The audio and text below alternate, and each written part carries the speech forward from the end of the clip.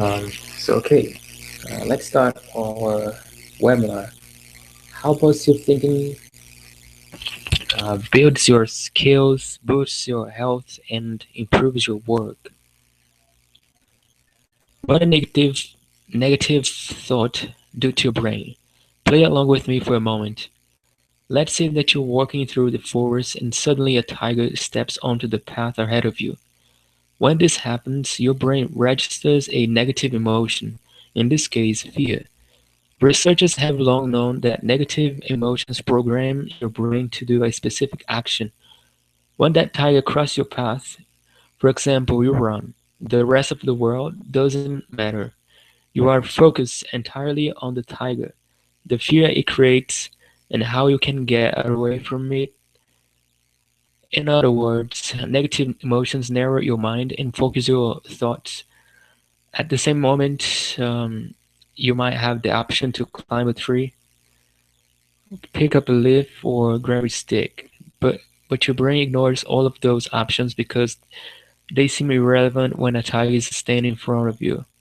This is useful instinct if you're trying to save life and limb. But in our modern society, we don't have to worry about stumbling across tigers and the wilderness. The problem is that your brain is still programmed to respond to negative emotions in the same way by shutting off the outside world and limiting the options you see around you. For example, when you're in a fight with someone, your anger and emotion might consume you to the point where you can't think about anything else, or when you're stressed out about everything you have to get done today, you may find it hard to actually start anything because you're paralyzed by how long your to-do list has become. And or if you feel bad about not exercising or not eating healthy clean food, or all you think about is how little willpower you have, or how lazy you are, and how you don't have any motivation in any case. Your brain closes off from the outside world and focuses on the negative emotions of fear, anger, and stress, just like it did with the tiger. Negative emotions prevent your brain from seeing the other options and choices that surround you. It's your survival instinct. Now let's compare to what positive emotion do to your brain. What positive thoughts do to your brain. Fredrickson tested the impact of positive emotions on the brain by setting a little experiment. During the experiment, she divided her research subjects into 5 groups and showed each group different film clips. The first 2 groups were shown clips that created positive emotions. Group 1 saw images that created feelings of joy. Group 2 saw images that created feelings of contentment, and Group 2 was the control group. They saw images that were neutral and produced no significant emotion. The last 2 groups were shown clips that created negative emotions. Group 4 saw images that created feelings of fear. Group 5 saw images that created feelings of anger. And afterwards, each participant was asked to imagine themselves in a situation where similar feelings would arise, and to write down what they would do.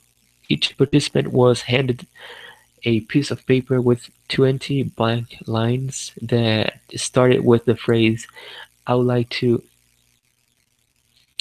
Participants who saw images of fear and anger wrote down the fewest responses.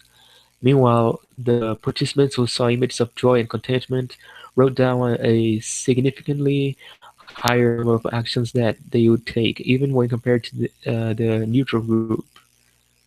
In other words, when you're experiencing positive emotions like joy, contentment, and love, you'll see more possibilities in your life. These findings were among the first that provided the positive emotions broaden your sense of possibility and open your mind up to more options.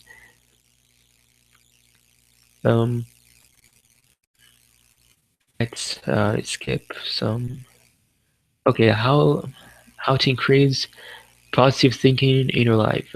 What you can do to increase positive emotions? So meditation, it's a good one. People who meditate daily display more positive emotions than those who don't. And as expected, as a um, researchers they did a experiment. Um, People who meditate daily continue to display increased mindfulness and purpose in life, social support, and decreased illness symptoms. Um, writing, writing.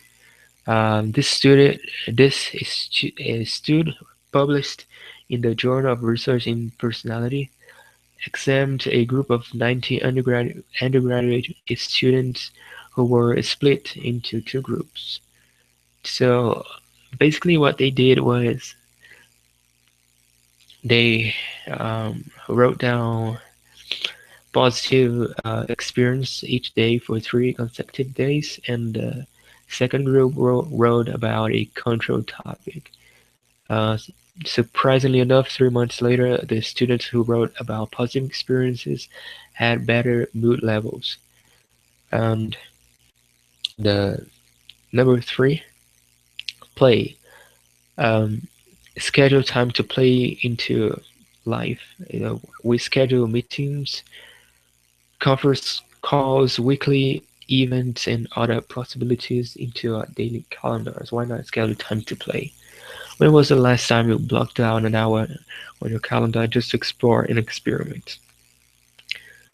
Think about that. And remember, you were to self to react positively, and you were to self to work safely, and you were to self and the loved ones to avoid injuries. So yeah, that was the end of our hangout. Unfortunately, I have a code. I got a code. But anyways, I'm going to upload this video.